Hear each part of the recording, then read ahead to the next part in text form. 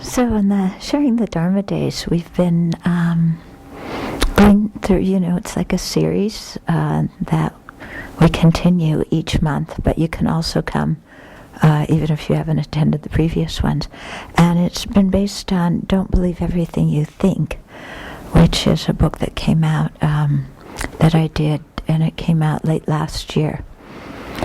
Okay, so already we've covered 3 topics already. Let's see. The first topic had to do with starting out on the path and got us to look at our precious human life, the way ignorance, anger, and attachment create problems for us, and how to calm our mind and simplify our lives. And then we also, the next chapter was about death and dealing with loss and setting priorities and distinguishing between good friends and bad friends on our spiritual path. And then turning to the 3 jewels, the Buddha, Dharma, and Sangha, for spiritual guidance. And so this chapter is called The Next Step. And children that you're informed from about this. Really? Yeah. Verse 4. Verse 4. Yeah. Oh. Not chapter 4. Okay. We never said in the meeting, it said chapter 4, but it's verse 4. Yeah, somebody told me chapter 4 this way. Okay, verse 4, switch of plans. What else is new? Actually, the name of the verse is looking at death and dealing with loss, and it's about death and impermanence. So here is impermanence. You thought you're talking on one topic and you're talking on another one. What to do? Okay, so this verse, it's a beautiful one. It says, loved ones who have long kept company will part. Wealth created with difficulty will be left behind. Consciousness, the guest, will leave the guest house of the body. Let go of this life. This is the practice of bodhisattvas.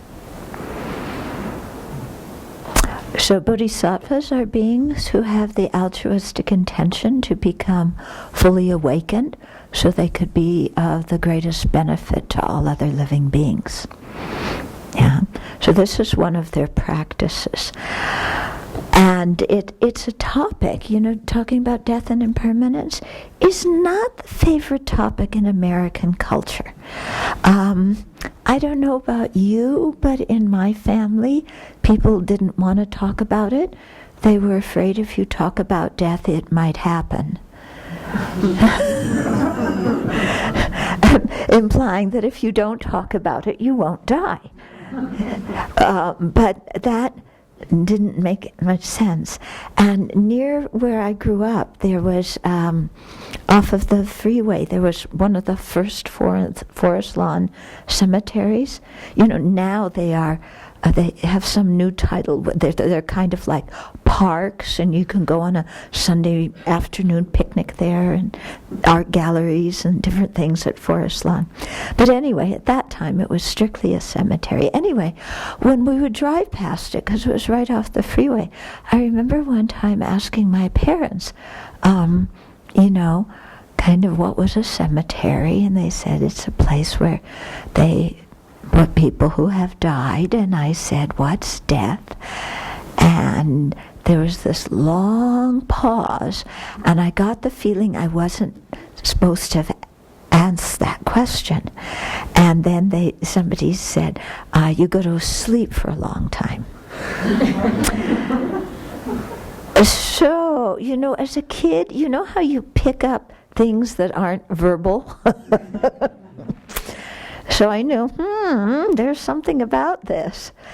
And I watched as, different people in my family died. I remember when my grandmother died, they didn't tell me at first, and I found out, and, just how it was this hush-hush subject. And so, but for me, you know, I just felt like, but this is an important subject, because if we're going to die, that is going to influence how we live a lot. Yeah. And yet I couldn't find many people who were willing to talk about death. People saw it as morbid and so on, just wanting to ignore it. And yet if it's the one thing that we have to do, then it seems wise to prepare for it.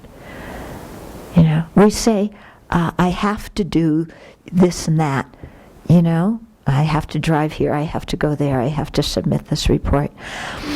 Actually, we don't have to do any of those things. Those things are all optional. If you look at your mind and everything you tell yourself you have to do, you don't have to do any of those things. You're choosing to do them. The only thing we have to do, where we don't have a choice, is die sometime. That's the only thing. Everything else is optional.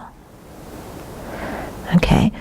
When you realize this, you realize you actually have a lot of freedom in your life.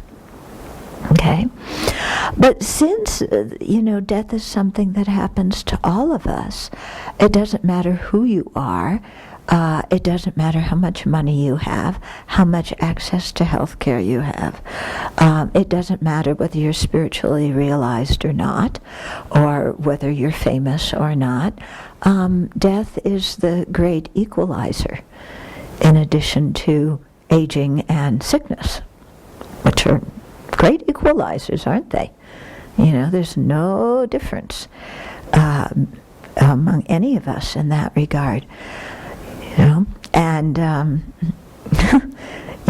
you could die in a gutter, you can die in a luxury bed, but it really doesn't make any difference, does it? At the end of the day, because death is there. So, given that death is the one thing that we have to do, it really makes sense to think about it and prepare for it and bring an awareness of death into our life to make our life more vivid. Okay? So it's not a morbid topic.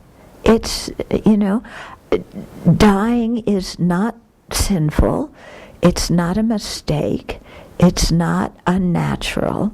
It's the thing that comes, when you're born, then death comes, It's quite a natural process. So the way people often add all sorts of stuff projected on death really makes death a difficult topic for them, when it's a natural thing. We see with the seasons, the plants are growing now, they age over the summer, they die in the autumn, and, they're gone in the winter. It's, it's not good, it's not bad, it's not this or that, it's just the way the natural cycle goes. Okay? So I was actually quite relieved when I encountered Buddhism, because it was willing to talk about these topics that most people in society don't want to talk about. Yeah, and for me, it's important to talk about these kinds of things. So it was quite a relief. It's like, oh, okay, we can talk about death now. We don't have to make it this big, hush-hush, secret, terrible thing that you have to protect children from thinking about, or you have to make up stuff to account for, or whatever. Okay, it's just a natural process.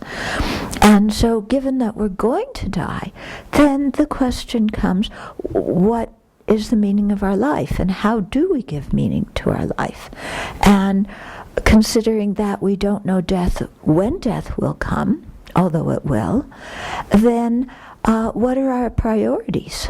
What is important for us to do in life, and what isn't important? Yeah, and considering that when we die, we can't take our body or our possessions or our status or our friends or relatives or anything else with us, then what is important to accumulate? Because at the time of death, only the karmic seeds, the imprints of the actions that we've done physically, verbally, and mentally, those are the only things that come with us when we die. Yeah? And those and our mental habits. So given that that's the situation, what really is important? And so that's why this meditation is said to be an extremely important one for spiritual practice, no matter really what your religion is or what your spiritual practice is. Because if we don't think of our own transient nature, then we're just going to keep on living on automatic and not really think about how to have a good life here and now. Okay? So, if we think about the fact that we're going to die, and that all the people we love and care for are going to die, it's really a rather sobering thought. Because we see that the things that mean a lot to us are impermanent, are transient in nature, that they're not always going to be there. And so given that, what is our relationship with them? What is a healthy relationship with them? Okay? So in terms of people, well, let's start it this way, okay? When you hear some people die completely relaxed and at ease, and for other people there's a lot of fear at the time of death. Okay? So the people who have fear at the time of death, usually it's because they don't know what's going to happen next, and because they have unfinished business in their life. Yeah? So what kind of unfinished business do we have that we would like to finish and clear up before we die? Now, in terms of dying with regrets, I never heard of anybody saying at the time of death, I should have worked more overtime. Yeah? Never heard anybody regret that they should have, I really should have worked more overtime and gotten more money. Yeah, never heard anybody regret that. What are the kinds of things people usually regret at death? Yeah, they usually have to do with their relationships with other people, or their ethical conduct, or to put the two together, their ethical conduct in relationship with other people. Okay? And so that entails, if we're going to die free of that kind of regret, that entails getting in touch with what we're feeling and freeing ourselves especially from anger and any kind of regrets we have in relationship to other people. Okay? And that entails apologizing to people who we feel we have harmed and forgiving people who have harmed us. Yeah, don't you think? Do you want to die with holding grudges against people? Or do you want them to die with you holding grudges against them? So this is an important topic, I think, really for us to look at. And, to look at, who do I need to apologize to? Now, have I harmed somebody maybe because of jealousy or because of anger or because of greed? I did actions that were damaging to somebody else, and I regret having harmed them, and I regret from my own side, from the viewpoint of my own self-respect and my own integrity, I regret having let myself do something that wasn't quite right. Yeah? And so having that regret, and instead of carrying it around with us our entire life, which is why I think many people get bent over when they get old, because they're carrying so much regret on their back, figuratively. I think it comes out that way. To keep on top of our lives, and when there's a situation we regret, to apologize sooner rather than later, because we don't know when we're going to die. Yeah?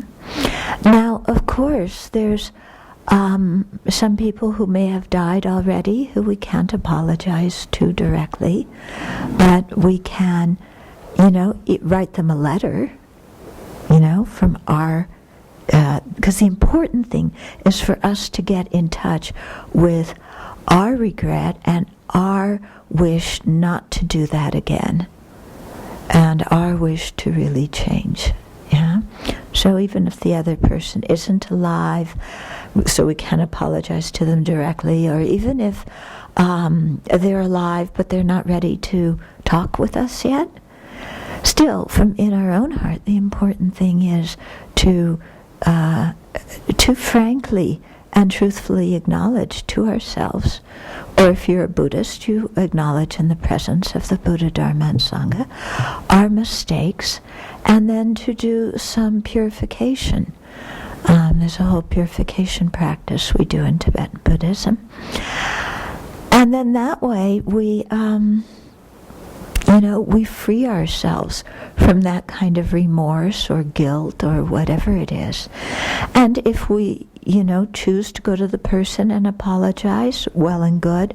Like I said, it may not be possible to apologize to them directly, and that's fine. The important thing is that inside of ourselves we've made peace with the situation and acknowledged our role in it.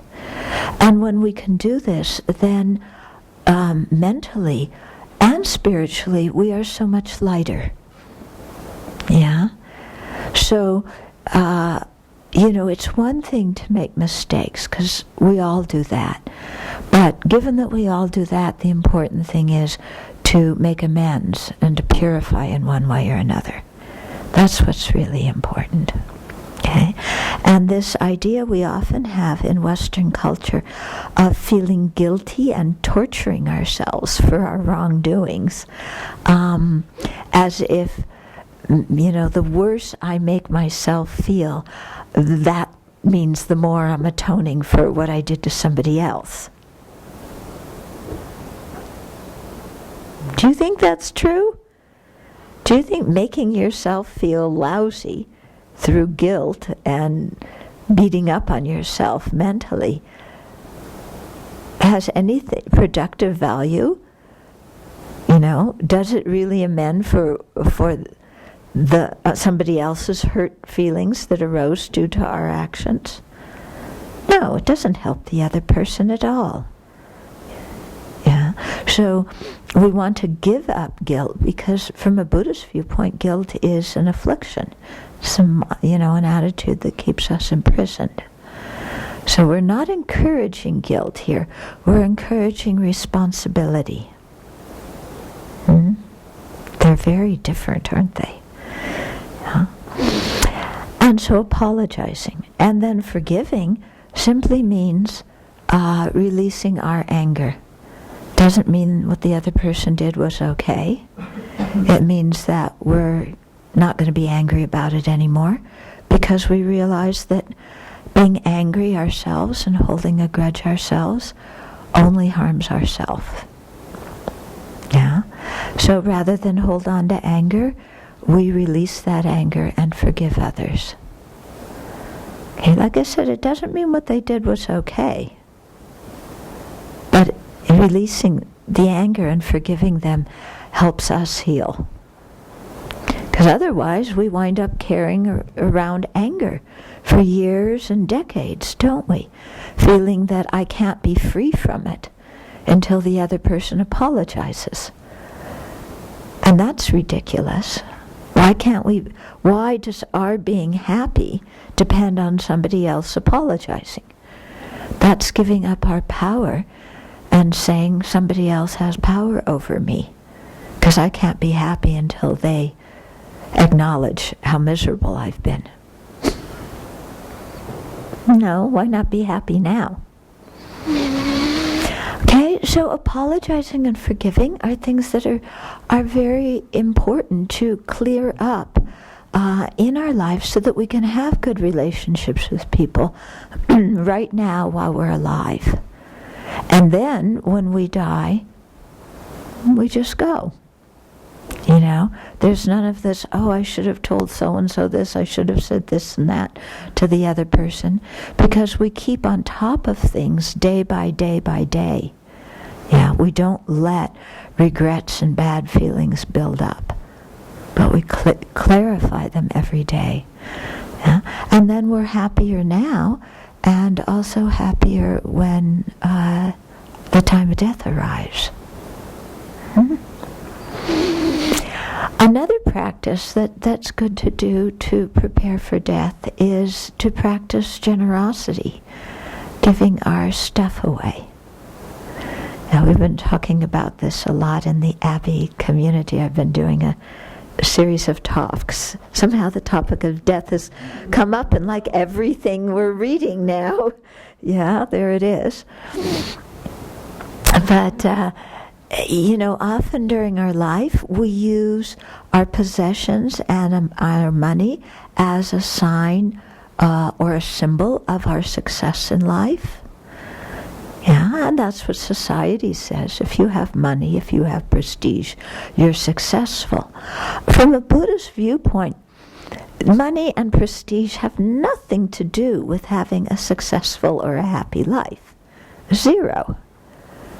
Yeah, really zero.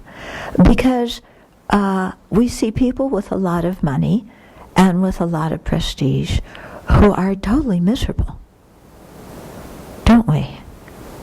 Yeah, look at Hollywood stars. Yeah, everybody looks, oh, Hollywood stars. Would you want to live the life of one of the Hollywood stars? Or would you want to live the life of one of these famous sports heroes that everybody idolizes? You make $1 million for hitting a ball? That's what it is, isn't it? Yeah, they pay $1 million to hit a ball. or $1 million to throw a ball. Yeah, but you know, when you think of the kind of lives they live, would you want to trade places with them? Yeah. Most of them do not have happy family lives. Yeah. And plus their family lives are written up in People magazine. Would you want the intimate details of your life in People magazine? Yeah. Would you want people at their office talking about your life? They didn't know you, but they think they know you because they've read all these gossip columns.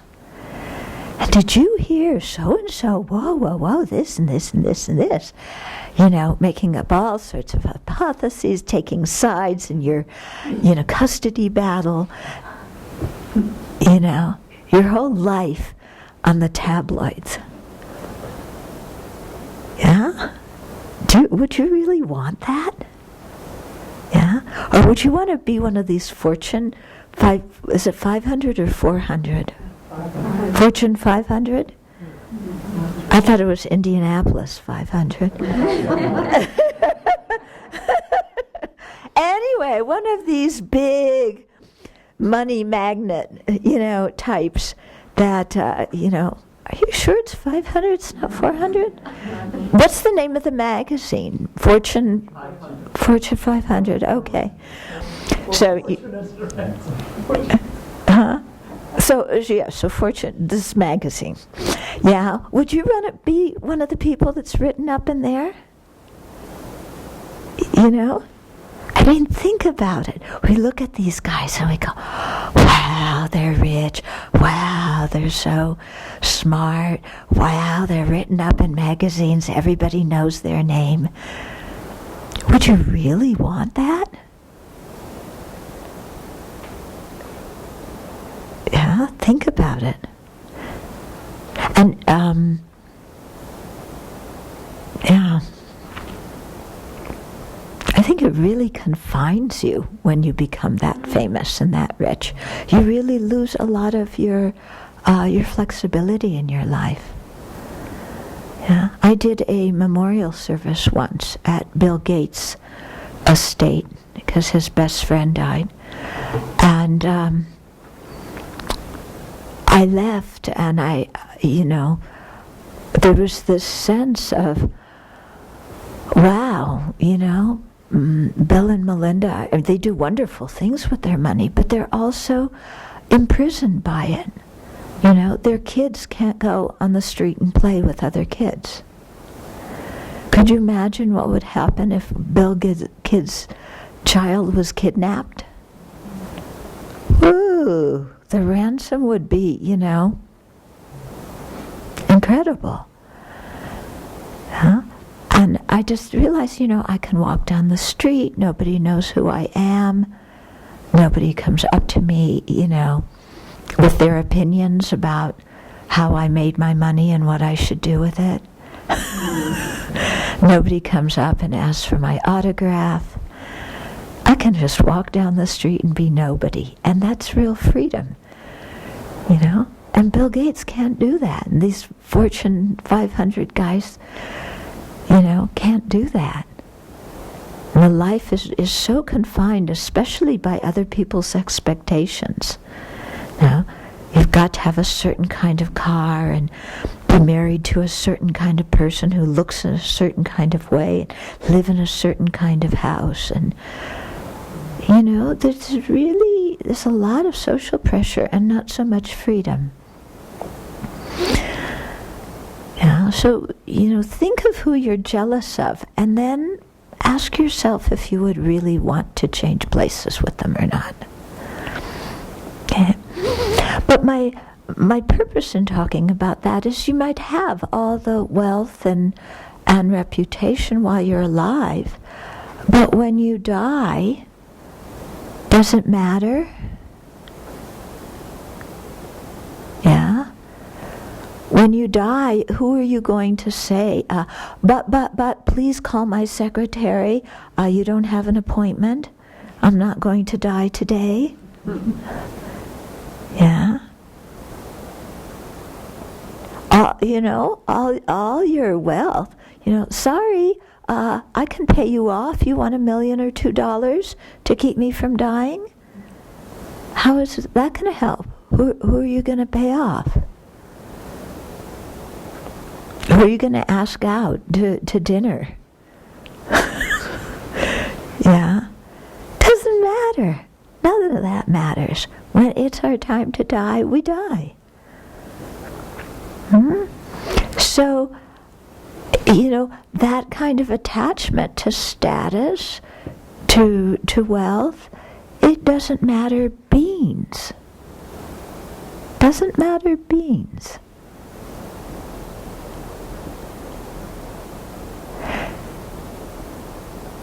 And what I was just saying about rich people, look at powerful people too. Look what happened after Margaret Thatcher died. Yeah? After you die, do you want people singing Ding Dong, the Wicked Witch is Dead? This is what some people were doing in Britain. Yeah? They were selling out on this it wasn't Alice in Wonderland, Wizard of Oz song. Remember that? Ding Dong, the Witch is Dead? So some people were singing that after Margaret Thatcher died. Yeah? Would you want people singing that after you died? You might have had tremendous power when you're alive. Yeah? But it doesn't matter. Anyway, After we die, it doesn't matter what they sing. Yeah? And it doesn't matter what they say about us, because we aren't even here. We aren't even here. Yeah? I mean, just imagine if your relatives forgot to put you in the obituary column. You wouldn't even know it. Yeah? If they forgot to mention all your good qualities in the obituary column. You know, hey, we've been married, 67 years, and you forgot to say this about me in the obit column? We aren't even going to be around. Doesn't matter what they say. One time I was with 4 of my Chinese friends. We were on pilgrimage in mainland China. They were from mainland China. And we were having tea in this, little chai shop in the middle of nowhere. And there was a picture of the Gang of 4 on the walls. It was kind of a leftover. I guess they hadn't realized they were supposed to take it down. But there was a picture of them up. And one of my friends commented to me, oh, look, here are people who had great fame and great power. And now where have they been reborn?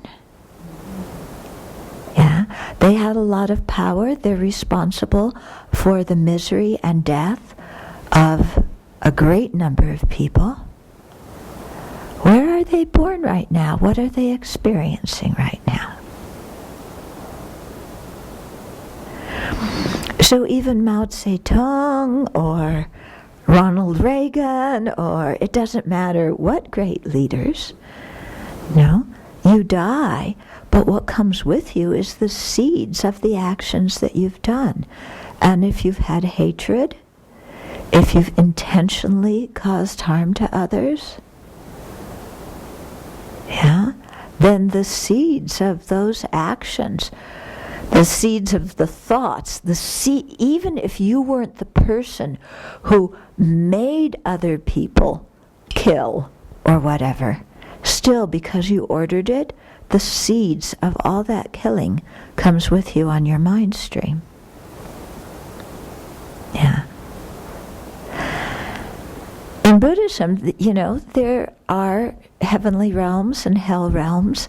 All of them are within the within cyclic existence, and our aim is to get ourselves out of cyclic existence. Yeah, but they don't have a special hell realm for politically important people, where you can hobnob together. Yeah, as your bodies are freezing or burning.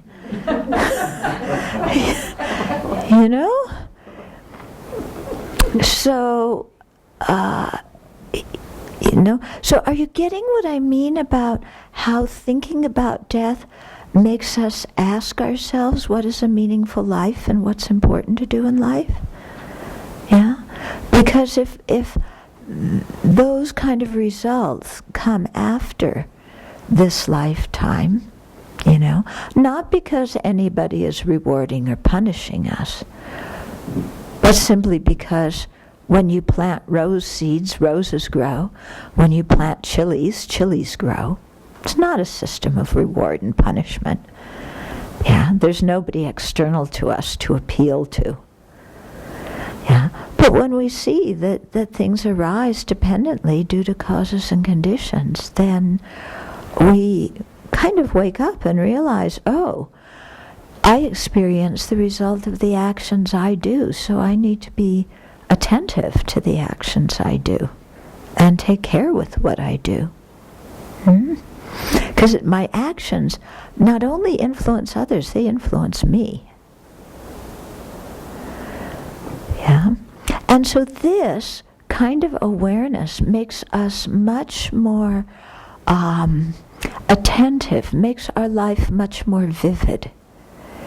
It makes us really think about things before we do them and really pay attention to what we're doing in life. And also to pay attention to why we're doing whatever we're doing. Yeah. And when you think about it, how much do we actually pay attention in our lives, and how much do we just operate on automatic? You know, everybody watches this TV program, so I do. Everybody, upgrades their computer, so I do. Everybody does this, so I do. Everybody says that success means X, Y, and Z, so I try and be successful according to their standards. Yeah. So we just adopt the conditioning around us without even thinking in our own hearts, is this true? Is it sane? Is it worthwhile? Yeah. And so we just kind of live our lives on automatic, not really aware of what we're doing and why we're doing it. And very often, just having the thought in our mind of, I don't know why I'm alive. I don't know what's the meaning of my life. It doesn't really matter, because after I'm dead. So who cares? So I might as well have a good time and do everything I want now.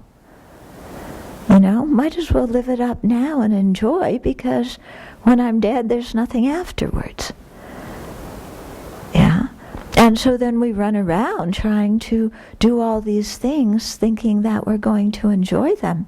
But how much satisfaction do we actually get from running around over-consuming? Which is the trademark of our country. We 5% of the world population, and we use 30% of the world's resources. And does it really make us happy? We run around doing all these things. Does it really make us happy? If those things really made us happy, why are we here this morning? Isn't there something in our awareness that says, there's something deeper going on in life. There's something more important than running from one cruise ship to another, or, one whatever it is that we enjoy doing to another. And so we came here to kind of investigate and think about what that could be. But when we think about death, then that puts these questions right in front of us. And it makes us think, and it makes us choose, and to choose using wisdom instead of just operating on automatic. Yeah? And so it's interesting how thinking about our own mortality gives us more choice in life. Because we see we have choice. When we live on automatic and just let societal conditioning tell us who we're supposed to be and what we're supposed to do, then we've actually given up our choice. So, thinking about our death, thinking about just the fact that we're going to age, is very helpful in waking us up and making us think. Yeah, so that's why I say it's not a morbid topic at all. It's not at all morbid. We're all in the same boat, aren't we? Unless somebody here has some special guarantee they're not going to get old and die. Yeah, I don't think so. Yeah, but it's something really to think about. So let me see, in the book, I commented on the verse, and then I included some people's stories. So let me see whose stories are in here.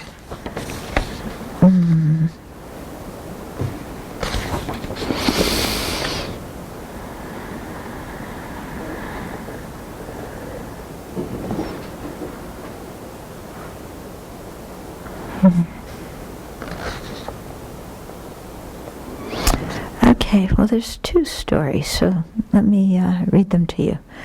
The first one is a child's innocence about death. Because what I did is I gathered people's stories to illustrate these verses. Okay, so let me read the verse to you again, and then I'll read a couple of stories. So loved ones who have long kept company will part. Actually, let me say some more about that one. Given that loved ones who have long kept company will part, what's the use of fighting each other? What's the use in families of competing with each other, of quarreling, of blaming, of yelling and screaming inside families if we're going to separate? Doesn't make much sense, does it? Doesn't make much sense. Okay, when loved ones who have long kept company will part, wealth created with difficulty will be left behind. Consciousness, the guest, will leave the guest house of the body. Let go of this life. This is the practice of bodhisattvas. When it says let go of this life, it means let go of being attached to the things of this life. So let go of your attachment to your possessions. Enjoy them when they're there. Don't overconsume. Create some good karma by giving them away. Yeah? And do it without being attached. Okay? So let go of this life means without this clinging, without this compulsion. Yeah? I've got to have the utmost happiness all the time with everything I do. Yeah, let go of that and just let ourselves be content. Okay, so the first story is a child's innocence about death. My first exposure to death was at age 12 when my 90-year-old great-grandmother, who was the rock of my family, died. When my parents told me she was dying, I didn't know what that meant. At age 12. We went to her house and everyone was crying. You know? Do you remember your first exposure to death? And you know how the adults around you acted and how you learned what you were supposed to do and feel? When I went into her room, it looked like she was taking a nap. I didn't know what was going on. I didn't understand what death meant. Whatever death was, the adults around me were acting differently than I'd ever seen them act before. Having some time by myself to be in her room, I realized that my great-grandma was gone. When I asked the adults, does this happen to all of us? They replied yes. I was horrified to learn that we have to let go of the guest house of this body. Letting go of attachment to this life is quite a task. The fact that we have to do it is a powerful reminder to reflect on an important question. What does life mean? Okay? From a Buddhist viewpoint, we would say our life has great meaning because, especially with the precious human life, we can get ourselves out of the cycle of existence that is propelled by ignorance, and we can develop our love and compassion for other living beings and even attain full awakening, and then really work for the benefit of other living beings and for the benefit of society as a whole. And so in that way our life actually has great meaning and purpose. Okay, here's another one called the dress rehearsal of letting go. Last year I gave up a wonderful husband of 11 years, a house I had owned and lived in for 20 years, and a community of friends in the city I had lived in for 37 years, in order to come to Sravasti Abbey to support Venerable Thupten Chodron's vision and to support the Dharma friends who wanted to become monastics. At that time, I had followed Venerable Chodron's retreats and teachings for 14 years. A few years before moving to the Abbey, I noticed my interest was waning in vacations, nice restaurants, the latest movies or novels, and conversations about the constant political ups and downs. At one time, my husband enthusiastically suggested, let's go on a trip to Costa Rica. When I felt absolutely no wish to go, I knew I had to change. Shortly thereafter, I told him that I'd rather go to the Abbey. Although my life in the city was comfortable and fairly happy, and I had good long-term friends and an interesting part-time consulting job, I had hit some kind of ceiling and simply could no longer spend time and money pursuing the small comforts that we all shared. For those of you who knew Zopa at the Abbey, this is her story. Over the next year, although I did not become a monastic, it was amazing to step away from the householder's life. As I shed the house, car, bicycle, skis, books, furniture, clothes, and pets, I felt calmer and happier. It was strange, as there were two separate voices inside me. One saying, yes, I am finally pursuing a true path to deeper wisdom and compassion. And the other saying, how in the world can I leave everybody I love and all those who love me? Now I've been living at the Abbey for almost 4 years. She lived here longer, and then a few months ago she left to do a year-long retreat, and then she plans to come back. Now I've been living at the Abbey for almost 4 years, and I see that most pleasures of cyclic existence really hold no lasting happiness. My understanding of impermanence and my upcoming death have deepened. I am glad that I had this rehearsal of letting go, of being able to give things away in order to practice for the moment when death arrives. Okay. So, there's a little bit of time if people have questions or comments on what I've said.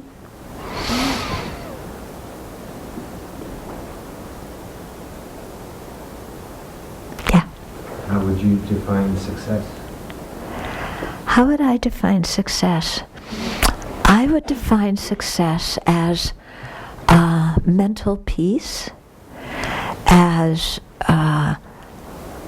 generating as much wisdom as we can, as much impartial love and compassion as we can, as accumulating good karma or merit.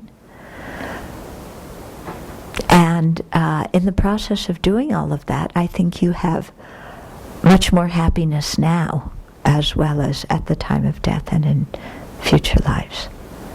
Yeah.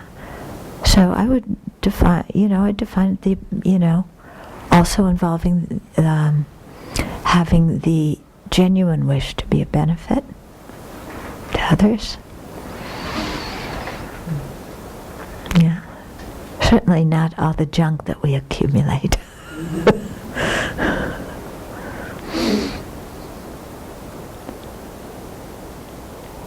Other questions? Yeah. When you had the contact with your family, and your family did not react at all to your trying to speak about death and permanence, what did you do? What is an alternative to our relators or whoever we are close to point that this topic is important, or is it only through our own behavior that what you told, sometimes we have to be a good symbol, having a good example for living an everyday life. Mm-hmm. So, do you have any more suggestions? Yeah, so how, with our family, to help them have an awareness of death, and thus the importance of living an ethical life. It really depends so much on the receptivity of your family. My family doesn't want to think about these things. Yeah, my mom died a few years ago. My dad is 92 in 3 weeks, a little over 3 weeks. He'll be 92. And you can tell he's thinking about death, but he doesn't want to think about death, and he doesn't want to talk about death. And, there's not much. If people are are not receptive, there's not a lot you can do to get them to talk about death. You can help them to talk about, the value of living ethical life, and do that separately from talking about mortality, and just the value that comes from, having a generous heart and an ethical life in terms of feeling free of guilt and shame and regret in this life, and feeling comfortable with ourselves when we go to bed at night. So, those kind of points you can make to people without bringing up the topic of death if they're skittish about death. Yeah? Does that answer your question okay? Yeah. Anything else? Yeah. I haven't totally formulated my question correctly, but sometimes I get confused about how to negotiate a relationship with relatives, especially thinking about my dad who's so sick, and how to feel like,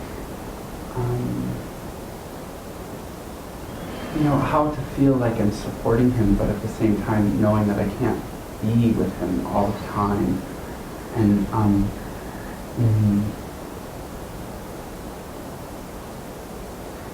I guess maybe how to cultivate an expansive quality that my practice is benefiting others, and sometimes it feels like it's kind of small. Okay. So his dad is quite sick, so he's asking that in that kind of context. And so wanting to support your dad, yet also knowing your practice is beneficial, but sometimes your practice feeling very small in comparison to maybe the practical help that you could give your dad. Right. Yeah. And so how to work with that. I think it really is a personal choice, and something for you to look at inside, and to see how much does your dad need help, and what kind of help does he need, what kind of help does he want. Does he want help? I mean, he needs physical help with things. Is he okay accepting that kind of help from people who are strangers? Would he prefer to have it from family members? My dad, I think, prefers to have it from people who aren't family members. Yeah, so some people are like that, and some people prefer family members or people they know well to be the people who help. So to see, what, in terms of the physical, practical things, what he needs help with, and if he would even want that. And then to think also on a spiritual, mental level, what are his wishes? Is he seeking to talk about these kind of important issues, or not?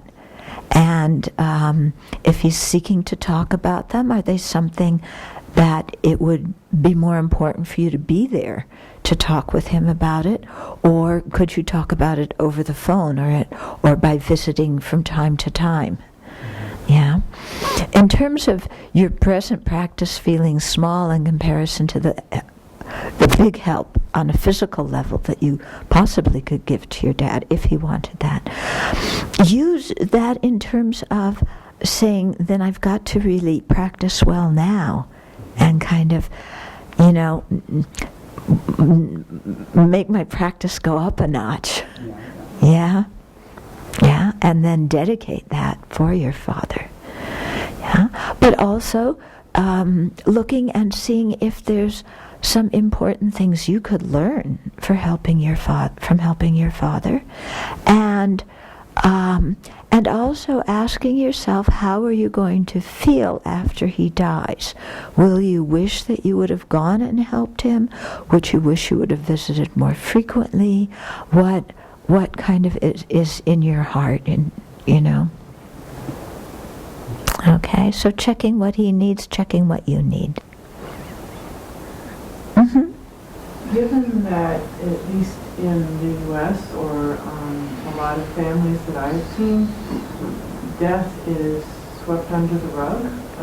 Many children don't have any exposure to death. Not only do parents not talk about it, I mean, it's just their child doesn't have any exposure to it. Yeah. So realizing when we become adults that intellectually, yes, people die. Mm-hmm. How do you deal with it emotionally? Mm. You mean when you grew up as a child who was not educated about death when you were a kid, and then as you grow older you're confronted with it? How do you deal with your total not having been exposed or knowing anything about death? I think you come to classes like this where people are willing to talk about it. Yeah, you have to go with people who are willing to talk about death. But how does that comfort you? I think, how does talking about death comfort you? How is what is being said here comfort you? You mean when other people die? Yes. Okay, so you're asking how does what we're learning here comfort you when you have to deal with other people's death and the loss in your life? Okay. First of all, I think realizing that death is just a natural event. Because you may not have learned a lot as a kid about death, but you get just the message of it doesn't exist and don't talk about it. Makes it seem like something bad, something... What? Failure. Yeah, some people even associate death with failure. Or punishment. In, some religions and religious families see death as a punishment. So there may be all this kind of inkling, or thoughts in the back of our mind that we've never even recognized that we've had. And so just hearing that death is a natural process that everybody goes through can be very grounding. Yeah? And then thinking, we didn't talk so much about it today, but in other times, thinking about the continuity of consciousness, that the body is like a guest house, and our consciousness is something that inhabits this body temporarily, but we are not our body, and the mind stream's going to leave. Yeah, and so thinking about past and future lives, thinking about the fact that there's no fixed personality, that can be comforting in many ways when you have a big picture. Yeah, when our mind has very strong attachment, and it's saying, but I don't want this person to die, I don't want separation, I refuse to accept it. That attitude causes so much pain because it's fighting the reality of the situation, which is that everything changes momentarily, and that things are governed by causes and conditions, and we can't control everything in our lives. So just hearing somebody talk about the fact of how our mind can very obstinately and stubbornly fight reality, and how fighting reality causes misery, can help us say, oh, but loss is part of the human condition. Yeah, and so I might as well learn to accept loss gracefully, because there's going to be a lot of loss, because there's going to be a lot of change. And if I can learn to handle it gracefully, then when I'm together with people, I really make the relationships vivid, and I don't bother getting angry, and when it comes time to die, I send them on with my love and my prayers,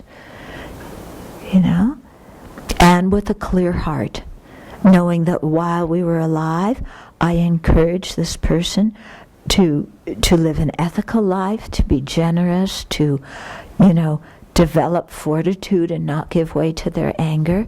So I have no regrets in terms of, what seeds I nurtured in this person's consciousness while we were together. And so I can send them on with my love and good wishes.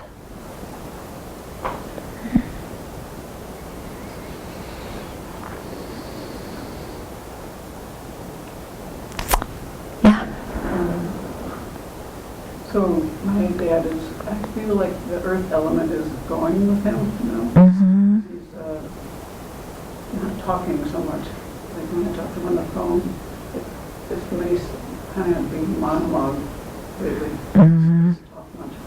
But when he has talked about death a number of times, but he mostly talks about how old the people are that live where he's at. He's mostly talking about, life. And I think he's quite fearful. Yeah. And what's hard for me in bringing up the topic, because I actually think I can, is I have comes up a qualm when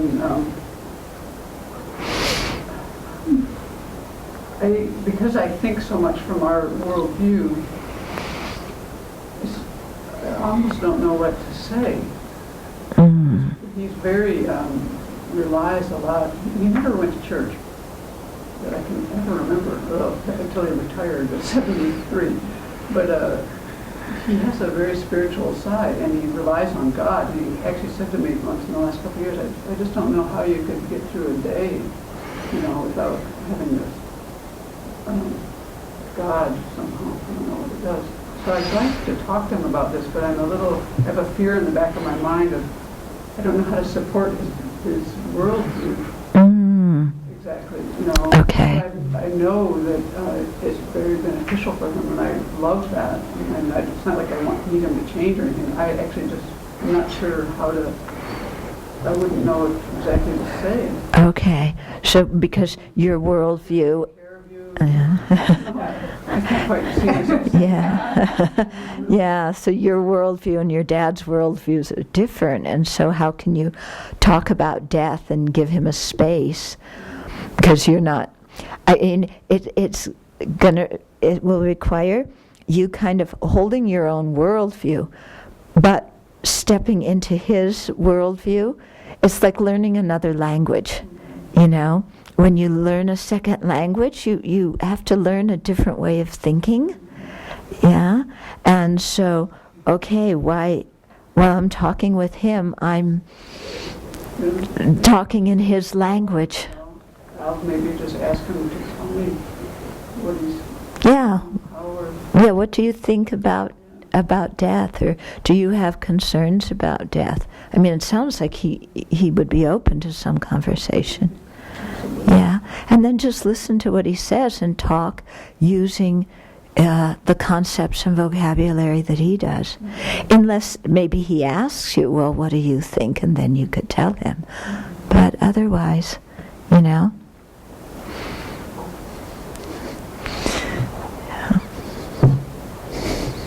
It's like whoever you talk with, you have to learn their language. Mm-hmm. Mm-hmm. One of the challenges I have is allowing myself to have that continual death and rebirth on a daily basis, on a regular basis. Mm-hmm. There's a tendency to cling or grasp to neurons that fire together, wire together, that sense of a permanent ego.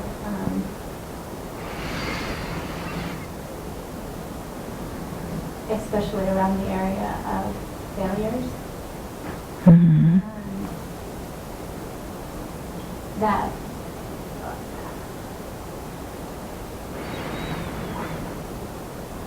letting that pass away just as easily. Yeah. Okay.